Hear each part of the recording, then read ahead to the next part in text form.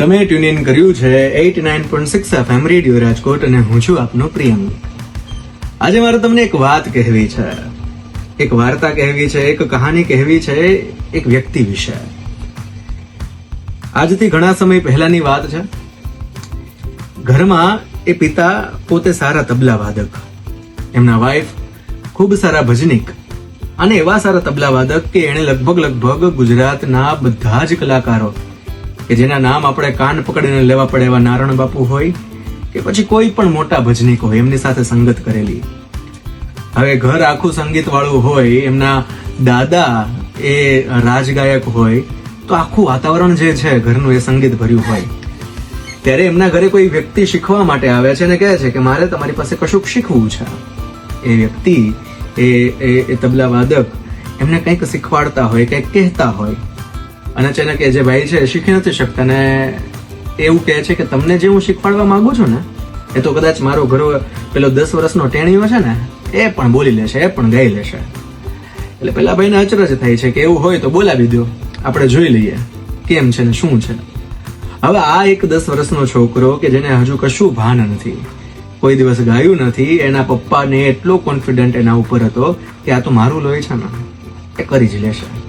એ બોલાવે છે. છોકરાને ખુદના મનમાં કાંઈ એટલે કાંઈ વાત હતી નહીં અને એ છોકરો પણ એવો કે જેને ભણવા સાથે કોઈ નિસ્બત નહીં, એને બસ સંગીત જે મળેલું છે એને આગળ ધપાવવું હતું, એને ક્યાંક ને ક્યાંક અંદર પડેલું હતું ઉજાગર કરવાની વાત. અને તે એ દિવસ હતો કે ગા અને એને એવી રીતે એ પ્રસ્તુતિ કરી કે જેમાં એમના પપ્પા જે ઈચ્છતા હતા એનાથી 200% વધારે, કેટલું ઘણું વધારે એને પરફોર્મ કર્યું. પેલા ભાઈની પણ આંખો ચાર થઈ અને એના પપ્પાની આંખોમાંથી આંસુ નીકળી ગયા. અને પછી એ 10 વર્ષનો જ્યારથી એ હતો ત્યારથી એને સંગીતની તાલીમ લેવાની શરૂ કરી અને આજે મ્યુઝિક ઇન્ડસ્ટ્રીની અંદર ખૂબ એટલે ખૂબ સારું કામ કરી રહ્યા છે. પારિવારિક જે વારસો છે એના જતનમાં એને કેટલાય ગુજરાતની અંદર, ગુજરાતની બહારની અંદર ઘણા બધા શોઝ કર્યા. કહેવાય કે એક ટ્રેન્ડ આર્ટિસ્ટ કે જેને બ્લડમાં મળેલું હોય આવો રેર કોમ્બો બહુ ઓછું હોય છે. વાણીની અંદર સહજતા હોય, સ્વભાવની અંદર સહજતા હોય અને સાથે સાથે કલાકારી હોય, આવું બધું બહુ ઓછું બનતું હોય છે. ઘણીવાર કલાકાર તરીકે વ્યક્તિ સારો હોય પણ વ્યક્તિત્વ તરીકે વ્યક્તિ નબળો હોય તો પણ એ ઓછું પડતું હોય છે. પણ વ્યક્તિ તરીકે અને કલાકાર તરીકે બંને જો સબળ હોય તો એ વાત અલગ જ છે આખી. આજે વ્યક્તિત્વ તરીકે અને કલાકાર તરીકે જે બહુ સબળા છે એવા આપણા રાજકોટનું ગૌરવ કહી શકાય, આપણા ગુજરાતનું ગૌરવ કહી શકાય એવા ગાયક આમિર દીવાન આપણી વચ્ચે છે. 89.6 FM રેડિયો રાજકોટથી હું આપને આવકારું છું. નમસ્કાર આમિરભાઈ. નમસ્કાર પ્રિયંકભાઈ. હું ખૂબ આપનો આભારી છું કે તમે મને અહીંયા બોલાવ્યો છે અને મને આ તક આપી છે. હું ખૂબ આભારી છું. ચોક્કસ અમે પણ આભારી છીએ કે ખાસ તમે તમારા આ બધા શેડ્યુલ્સની વચ્ચે અમારી સાથે કંઈક વાત કરવા માટે, કંઈક રજૂ કરવા માટે ઉપસ્થિત છો. તો ખાસ મેં જે આખી વાત કરી એમ કે ઘર આખું, પરિવાર આખું આપણા મ્યુઝિક સાથે જોડાયેલું છે અને એવા સમયે તમે પણ આ ફિલ્ડની અંદર આગળ વધી રહ્યા હો તો આ સ્ટોરીની અંદર જ તે ક્યાંક ને ક્યાંક તો પ્રેરણાના બીજ છે કે ઘરની સામે જ આ બધા ઉદાહરણ હતા. પણ ઘણીવાર કેવું હોય કે ઘરમાં આવા આઈડિયલ ઉદાહરણ હોય તો એક ખંભા ઉપરની જવાબદારી હોય. ઘણીવાર કેવું દીવા પાછળ અંધારું હોય છે પણ રેર એવું બને કે દીવો છે એની પાછળ એક દીવો ઝબકે. આ તમારા ઘરે એક અલગ દીવો ઝબક્યો છે. તમને કેવું લાગી રહ્યું છે? કેવી જવાબદારી હતી? કેવા ચેલેન્જીસ હતા? કઈ રીતે બહાર આવ્યા? ખભા પર જવાબદારીઓની જો વાત આવે તો પેલા સંગીત જે કુટુંબમાં છે, જે ખાનદાનમાં છે એને આગળ ધપાવવું એ જ મોટું ચેલેન્જ મારા માટે હતું. મને ખ્યાલ નહોતો કે ભાઈ મારામાં સંગીત પડેલું છે અને એ સડનલી બહાર લઈ આવવાની વાત જ્યારે આવી તો બધાને આશ્ચર્ય જ થાય. પણ અલ્લાહની દુઆ હતી, એના કરમ હતા અને માતાજીના આશીર્વાદ હતા એટલે બધી જ વસ્તુ પોસિબલ થઈ છે. 10 વર્ષથી શરૂઆત કરી, ઇતની શક્તિ હમે દેના દાતાથી શરૂઆત કરી હતી મેં. અચ્છા. અને અત્યારે મ્યુઝિકને આગળ લઈ આવવાની, એનો વિસ્તાર કરવાની કોશિશ કરી રહ્યો છું. ચોક્કસ. એટલે ઘણી વાર કેવું બને કે અણધારી શરૂઆત હોય ને રાહમાં ખૂબ મજા આવતી હોય છે એમ. તો આવી રીતના તમારી આખી શરૂઆત થઈ અલગ અલગ જોનર છે મ્યુઝિકના, ફોક છે, સૂફી છે, ગઝલ છે, કવિતાનું ગાયન હોય કે પછી આપણે લગ્ન ગીતો હોય, ઘણા બધા જોનર છે. તો તમને શેમાં મજા આવે છે? આમ ઇન્ડિવિજ્યુઅલી તમે તો બધા જોનરની અંદર ખૂબ સરસ પરફોર્મ કરી રહ્યા છો, પણ એક એવું હોય કે ક્રિકેટર સારો હોય તો એ બધા શોટ સારા મારે, પણ એક એનો સ્પેશિયલ હોય કે ભાઈ ના, રોહિત શર્મા જેવો પુલ શોટ કોઈને નહીં, સચિનની સ્ટ્રેટ ડ્રાઈવ, કોહલીની કવર ડ્રાઈવ. સિંગર જે હોય છે એના એક જોનર હોય છે કે ભાઈ આ ભાઈ આવું ગાશે એટલે મજા જ આવે રાખશે, અને એ સિંગરને પણ પોતાની રીતે મજા આવતી હોય છે. તો એમ તમારો જોનર, તમને જે મજા આવે એવી કયો છે? બધા સંગીતકારોની કંઈક આગવી શૈલી હોય, પોતાનું કંઈક હોય, માત્ર કોપી પેસ્ટ ના હોય.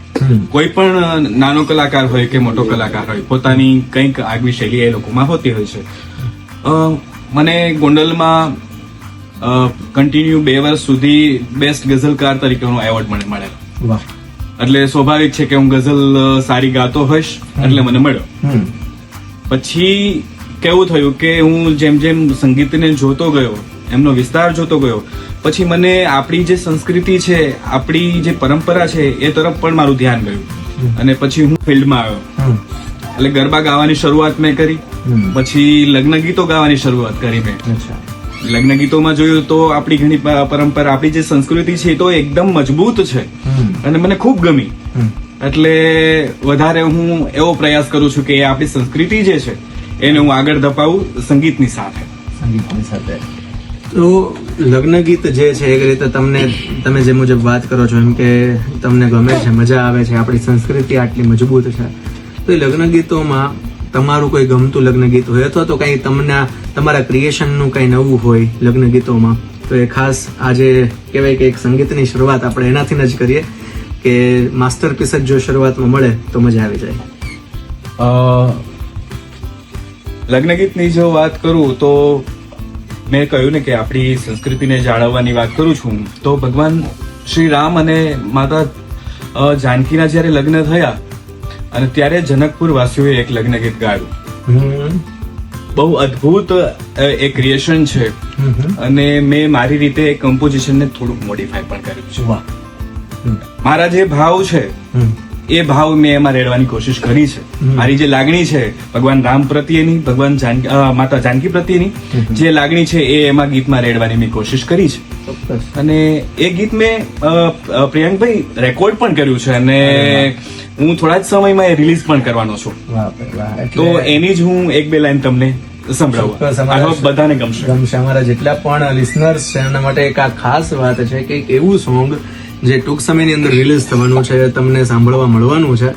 તો ખાસ એટલે ખાસ આ એપિસોડ બધા માટે ખાસ બની રહેશે, કારણ કે હમણાં જ ભાઈ આમિર છે એ આ પ્રસ્તુતિ કરવા જઈ રહ્યા છે. ચાલો એ પ્રસ્તુતિ માણીએ, સાંભળીએ એમના દ્વારા મોડિફાઈ થયેલું, કમ્પોઝ થયેલું એક નવું જ લગ્ન ગીત.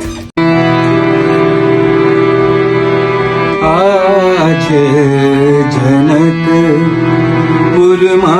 મંગલ, ચારે દિશાએ મંગલ હોય. આજે જનકપુરમાં મંગલ, ચારે દિશાએ મંગલ હોય. સીતાજીના થાશે રે લગનિયા, જનકપુરમાં મંગલ હોય. સીતાજીના થાશે રે લગનિયા, જનકપુરમાં મંગલ હોય. આજે જનકપુરમાં મંગલ હોય. ડિવાઇન કોમ્પોઝિશન છે કે આમ તમને કામનેસ મળે. આ વસ્તુ એવી છે, સંગીત એવું છે કે જે તમને કામનેસ આપે છે, અને ખાસ કરીને જ્યારે આટલા ભાવ રેડીને કોઈ ઝુકાતું હોય અને તો જ આમ કહેવાય કે એક ફીલ આવે, એક વાઇબ આવતી હોય છે. આ તો એક લગ્ન ગીતની વાત છે, પણ ઘણી બધી વસ્તુ અત્યારે કેવી છે કે ટ્રેન્ડ્સ બદલાઈ રહ્યા છે મ્યુઝિક ઇન્ડસ્ટ્રીની અંદર. તમે જુઓ અત્યારે એટલો ધરખમ ચેન્જ આવી રહ્યો છે કે આજથી પહેલાના ડાયરાઓ લઈ લઈએ, પહેલાના બધા ગીતો ભજનો લઈ લઈએ, એ અર્થપૂર્ણ સંગીત, એ અર્થપૂર્ણ ગીતથી બદલાઈને અત્યારે કંઈ પણ ધમધડા વગરના ગીત બને છે, ધમધડા વગરની પ્રેઝન્ટેશન થાય છે. ત્યારે આવા સમયે પ્યોર એસન્સને જાળવવું કેટલું જરૂરી છે? આ મતે તમારું શું કહેવું છે? બહુ અઘરી વસ્તુ તો છે કે અત્યારે બધાને સામે લડીને આ વસ્તુને જીવંત રાખવી એટલે બહુ ટફ સિચ્યુએશન બધા આર્ટિસ્ટો માટે થતી હોય છે, જે સાચા સંગીતને લઈને બેઠા છે, જે આપણી ધરોહરને લઈને બેઠા છે એના માટે. પણ પ્રયત્નો તો ચાલુ જ છે અને ચાલુ જ રહેશે.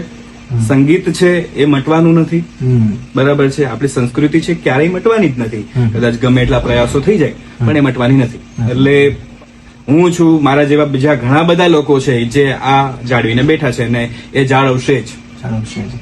અને વસ્તુ કેવી છે કે જ્યાં સુધી આ પ્યોર આર્ટિસ્ટ આ પ્રકારના છે, એ લોકો જ્યાં સુધી રહેવાના છે, એ અલગ અલગ ક્યાંક ને ક્યાંક ચેન્જીસ લઈ આવશે. પણ ઘણી વખત કેવું બનતું હોય છે કે ઘણા સારા એવા આર્ટિસ્ટ જે છે, આપણે માની લો કે તમારો પણ એક સ્ટ્રગલ પીરિયડ હશે કે જ્યાં તમે તમારી અલગ અલગ સ્ટેજ માટે થઈને, અલગ અલગ પરફોર્મન્સ માટે થઈને તમે મહેનત કરી છે. તો ઘણા એવા હોય કે આમ શરૂઆતની અંદર બધું આમ માની લે કે ભાઈ મારે તો ઇન્ડસ્ટ્રી ફાડી નાખવી છે, આમ કરવું છે, તેમ કરવું છે, બહુ મોટા અભરખાઓ લઈને આવે, અને પછી જયારે ખબર પડે કે ભાઈ આ તો એટલું બધું ઈઝી છે નહીં, બધું પૈસાના દમે કઈ થાય નહીં, આ બધી વસ્તુ જે છે એ પ્યોરનેસ વાળી વસ્તુ છે, ને પછી એ બહાર આવે ત્યારે તમે જયારે શરૂઆત કરી હતી ત્યારે તમારી સામે શું ચેલેન્જીસ હતા અને તમે એને કઈ રીતે ઓવરકમ કર્યું? પ્રિયંકભાઈ, સ્ટ્રગલની વાત કરો છો તો આપણે જાણીએ છીએ કે સંગીતકારો હોય તો એમની લાઈફમાં સ્ટ્રગલ હોય ને હોય, પણ સંગીતકાર જે સાચો છે એ હંમેશા જો જયારે સ્ટ્રગલ આવી હશે એ સંગીતને નહીં મૂકે. કદાચ ખાવા માટે તકલીફ પડે તો એ સંગીતને ખાઈ લેશે, મને એટલી ખબર પડે છે. પણ અત્યારના આર્ટિસ્ટોની હું વાત કરું ને તો તમે કહ્યું ને કે બહુ આગળ નીકળી જવું છે ને તરત, એ શોર્ટકટ્સ છે અને સંગીતમાં શોર્ટકટ્સ ના હોય. આમાં તો તમારે બહુ જ જાજી મહેનત કરવી પડે. અને મારા ગુરુએ મને કહ્યું હતું કે તમે વિશારદ ક્લિયર કરો ને પછી તમે ડોરને નોક કરો છો. 8.5 વર્ષ કર્યા પછી તમે ડોરને નોક કરો છો કે હવે હું અંદર આવું, પછી તો બહુ મોટો દરિયો છે, સંગીત ક્યારેય પૂર્ણ થશે જ નહીં. તો અત્યારના લોકો 6 મહિના શીખીને એવું કે ભાઈ મારે ઇન્ડિયન આઇડોલ બની જવું છે, તો બનવાનું જ નથી ને. હું આટલા વર્ષોથી મારી જર્ની ચાલુ છે, 10 વર્ષનો હતો ત્યારથી હું 20 કિલોનું હાર્મોનિયમ લઈને હું મુંબઈ સુધી જતો. આ મારી સ્ટ્રગલ, બરાબર છે. તો એવા લોકો અત્યારે ક્યાં છે? ગિટાર પણ એ કેરી નથી કરી શકતા, તો આ 20 કિલોનું હાર્મોનિયમ કેમ લે છે? અઘરું છે. એટલે વાત એ જ છે ને કે શોર્ટકટ અપનાવવા છે, ઇન્સ્ટાગ્રામ સિંગર બની જવું છે, ઓલા ગિટાર આમ કરી કરીને, બહુ હાર્શ રિયાલિટી અત્યારે અલગ છે. એ ઓડિયન્સ અલગ છે, લાઈવ નું ઓડિયન્સ અલગ છે, તમે પર્ટિક્યુલર જગ્યાએ કામ કરતા હોય એનું ઓડિયન્સ અલગ છે. પણ વાત આપણે ફરીથી આવીએ મ્યુઝિક ઉપર કે આને જોડે છે. આપણે લગ્ન ગીતોની એક યાદી કરી, એવી જ રીતે આપણા ગુજરાતી સાહિત્ય જગતના લોકગીતો પણ અનેરા છે. એની વાત આખી જુદી છે. લોકગીતો લોકો દ્વારા લખાયેલા, લોકો માટે બોલાયેલા, લોકો માટે ગવાયેલા એવા ગીતો કે જેમાં ભાવો ભાવ લોક સંસ્કૃતિની પરંપરાની વાત છે. કેટલા આપણા લોકગીતોની યાદી આપણે કરીએ. મહેંદી તે વાવી માળવે ને એનો રંગ ગયો ગુજરાત રે, વાટી ઘૂટીને ભર્યા વાટકા રે ભાભી રંગો તમારા હાથ રે. અને એ ભાભી એમ કે આ હાથ રે રંગીને વીરા શું કરવું, એને જોનારો પરદેશ રે, એમ કે મારા માટે તો એ જ આ બધું છે. કે પછી આપણું આ લોકગીત હોય કે એની બચકીમાં કોરી એક બાંધણી ભાળીને હું તો બાવો થાવ રે ગુજારણમાં, પાતળે પરમાર હોય કે કેટલા એવા આપણા ગુજરાતી ભાષાના લોકગીતો છે કે જે મજા અપાવે છે. તો એવા કેટલાય લોકગીતો તમને પણ ગમતા હશે, અને એ લોકગીતોની જો આપણે યાદી કરીએ, એકાદું લોકગીત અથવા તો 2-3 લોકગીત એક સાથે એક તાલમાં, એક સુરમાં જો તમે લઈ શકતા હો તો મારા જેટલા પણ લોકો સાંભળી રહ્યા છે એમને આનંદ આવશે, મજા આવશે. લોકગીતની પ્રિયંકભાઈ વાત આવે તો હંમેશા કૃષ્ણ જ યાદ આવે અને કૃષ્ણ જ ગાવાના હોય. તો હું 1-2 લોકગીત લઉં અને પછી મારે એક તમને કૃષ્ણ બાબતની વાત પણ કરવી છે, જે તમને અને બધા જે આપને સાંભળી રહ્યા છે એમને ગમશે.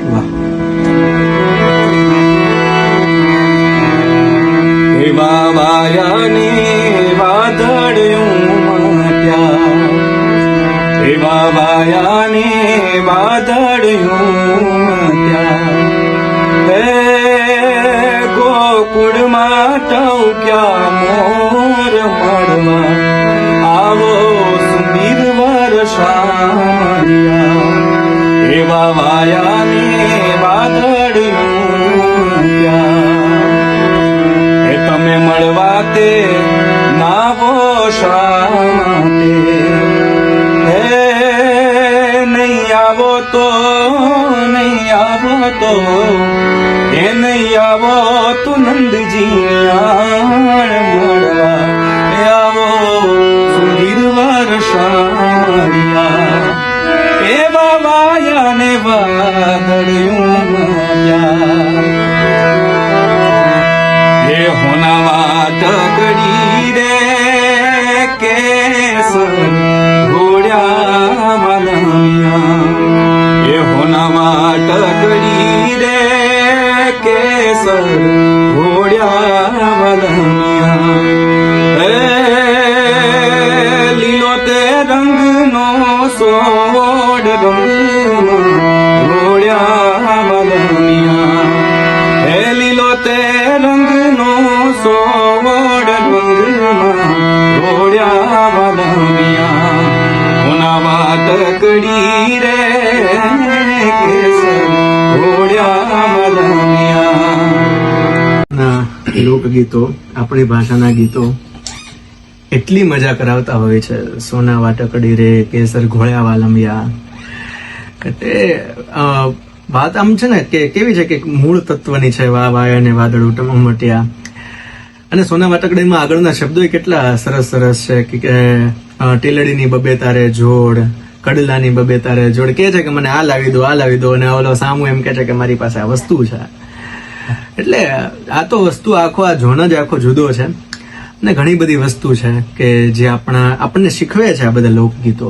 એટલે એ છે. તમે ખાસ વાત કરી રહ્યા હતા કૃષ્ણની એ વાતની, તો આપણે ખાસ એ વાત તમારી પાસેથી સાંભળીએ જે તમે કરવા જઈ રહ્યા હતા. આમ તો એ વાત ખૂબ લાંબી છે, પણ હું થોડી શોર્ટમાં હું તમને કહીશ કે આપણું ભારત જે છે, આપણો જે દેશ છે, આમાં ઘણા લોકો એવું કરતા હોય કે રિલિજનને લઈને તકલીફ પાડવાની કોશિશ કરતા હોય, પણ એવું કશું છે જ નહીં. હું મુસ્લિમ છું અને બહુ જ કૃષ્ણને માનું છું. એમના હૃદયથી જ ગીતો ગાઉં છું. હવે મારે એક એવો ઇન્સિડન્સ કેવો છે કે હમણાં જ તાજેતરમાં યુદ્ધ જેવું આપણને બધો ભણકાર થયેલો અને પાકિસ્તાનને આપણે રોડી નાખ્યું. પાકિસ્તાનમાં એક કોન્સર્ટ થયેલો બડે ગુલામ અલી ખાન સાહેબનો, અને એમાં બડે ગુલામ અલી ખાન સાહેબે એક ઠુમરી ગાઈ, અને એ ઠુમરી જે ગાઈ ને એ કૃષ્ણ ઉપર હતી. એમાંથી એક કોઈ વ્યક્તિ જે વિઘ્ન સંતોષી હોય એને કહ્યું કે ભાઈ ખાન સાહેબ આપ પાકિસ્તાનમાં છો અને તમે કૃષ્ણના પદ ગાઓ છો.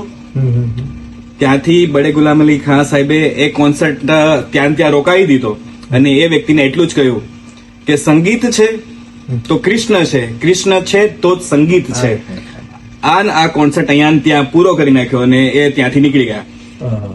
સંગીતને કોઈ જ્ઞાતિ જાતિ નથી હોતી, આ હું માનું છું અને હંમેશા માનીશ. જે સાચો કલાકાર હશે એ માનશે. અને હું આજે લોકગીતો કૃષ્ણના વધારે હું ગાઉં છું ને એની પાછળનું કારણ આ છે કે એકદમ હૃદયના નજીક મારે કૃષ્ણ છે. તમે મારી ઘરે ક્યારેક આવો તો તમને બહુ મોટું મંદિર કૃષ્ણનું બતાશે. કે પછી કોઈ પ્રદેશની નથી, સ્પેશિયલી સંગીતમાં નથી જ. એટલે મને તો કેવું પ્રેમભાઈ, હું તમને રોકું છું કે મને તો એવું થયું કે આપણે પાકિસ્તાન ઉપર ચડાઈ કરી અને પાકિસ્તાનને આપણે ઇન્ડિયામાં લઈ લઈને પાકિસ્તાનના જેટલા સારા ગાયકો છે બધા ઇન્ડિયાના થઈ જાય. કેટલું સારું થઈ જાય. અને તમે જે વાત કરી ને, મેં તો સાંભળેલા છે નુસરત ફતેહ અલી ખાન હતા કે જબ સે રાધા શ્યામ કે નૈન હુએ હે ચાર, રાધા બન ગઈ હે શ્યામ, શ્યામ બને હે રાધિકા. કેટલું સરસ એને કેટલી વખત આ બધા વર્ણનો કરેલા છે. મેરી ભી રંગ દો ચુનરિયા અને કેટલા બધા એના ગીતો છે કે જે એમણે પોતાની કવાલીઓમાં લીધેલા છે. સંગીત છે એટલે કૃષ્ણ છે. એટલું જ છે, એના પર છે. તો ઘણા બધા આપણે ભાવોની સરવાણી કરી રહ્યા છીએ, આપણે વાતો કરી રહ્યા છીએ, ત્યારે ધીમે ધીમે થોડાક આપણે આગળ વધીએ અને કંઈક એવો કોઈ ભાવ જે તમને બહુ નજીક હોય, કોઈ એવી બંદગી છે, કોઈ એવી પ્રાર્થના છે, અથવા તો કોઈ પણ એવી કહેવાય ને કે ડિવાઇન વસ્તુ છે કે જે તમે ગમે ત્યારે ગાઓ તો એ કામનેસ આપે છે. ઘણું મ્યુઝિક એવું હોય છે કે જે આપણને શાંતિ દેનારું હોય છે. એક એ લઈએ અને એના પછી આપણે આનંદ લઈએ, એ જેવું કમ્પ્લીટ થાય એટલે પછી કોઈ પણ એક દુહાછંદ લઈએ, એટલે સરસ એક મિક્સ કોમ્બો આપણે અત્યારે લિસનર્સને આપીએ કે જેમાં એક તરફ શાંતિ છે તો બીજી તરફ ઉત્સાહ છે, ઉલ્લાસ છે, અને ઉલ્લાસ સાથે પછી આપણે એન તરફ જઈએ. તો આપણે તમારી રીતે કોઈ પણ હવે પછી સબ્જેક્ટ તમારો છે, કયું લેવું, શું લેવું એ? પ્રિયંકભાઈ, જો શાંતિની વાત આવે ને તો મને એક ગીત ગમે છે, સુગમ ગીત છે અને બધાને ગમશે. બહુ ઓછા લોકોએ સાંભળ્યું હશે પણ મારા હૃદયના નજીક છે, એટલા માટે હું આ ગાઉં છું.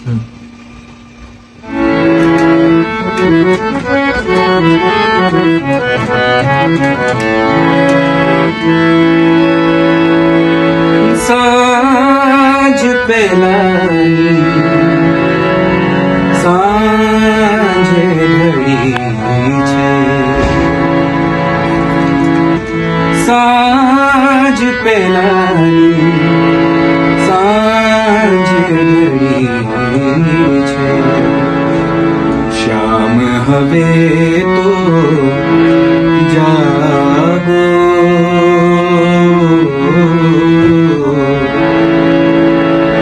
તમે અમારા રોમ રોમમાં, તમે અમારા રોમ રોમમાં થઈ વાસળી વાગો, સાંજ પહેલાની સાંજ ઢળી છે, શ્યામ હવે તો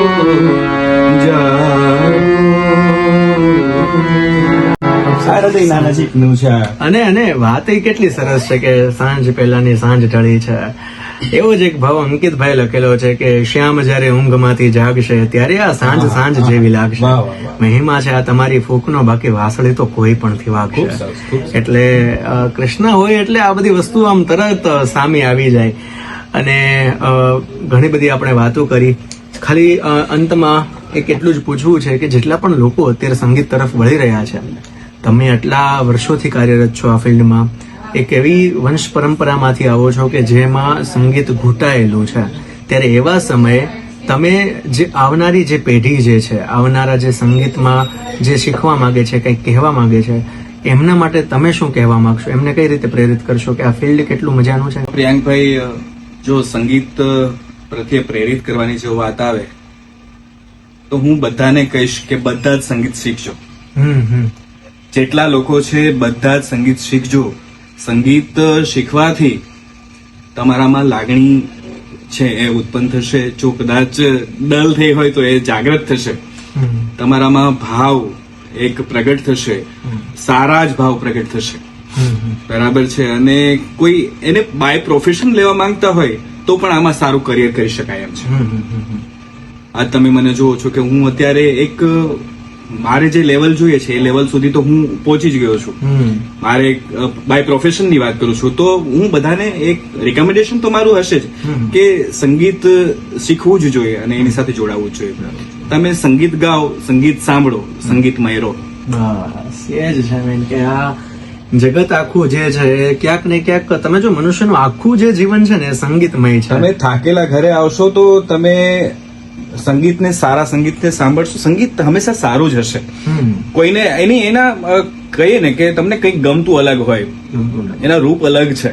મને આજે સુગમ સંગીત, ગઝલ કે આપણા લોકગીતો ગમતા હોય તો કોઈને ફોક પેલું મોડર્ન મ્યુઝિક બધું ગમતું હોય, રોક મ્યુઝિક ગમતું હોય, વેસ્ટર્ન મ્યુઝિક ગમતું હોય. તો એ એના પ્રકારો છે પણ મ્યુઝિક તો સારું જ છે. પણ પીસ તમને ક્યાંથી મળશે? સંગીતથી જ મળશે.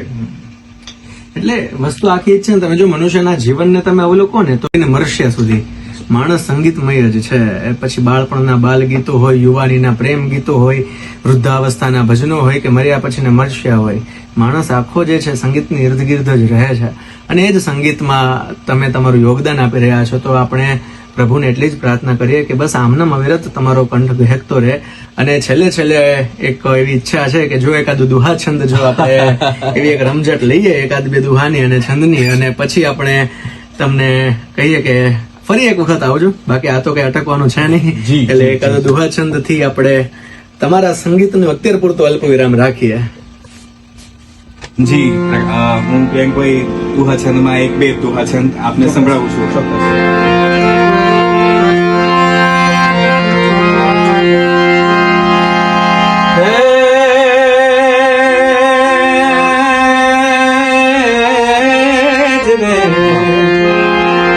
ब्रिज की सब बाला रूप रसाला बनी बेबाला बनबाला जागी तन ज्वाला विपत विशाला दीन दयाला नंदलाला आए नहीं आला कृष्ण कृपाला बंसी वाला बनवारी कानड़ सुखकारी मित्र मुरारी गए विसारी गिरिधारी रे जिरे गए विसारी ए गिरिधारी रे जिरे गए विसारी गिरिधारी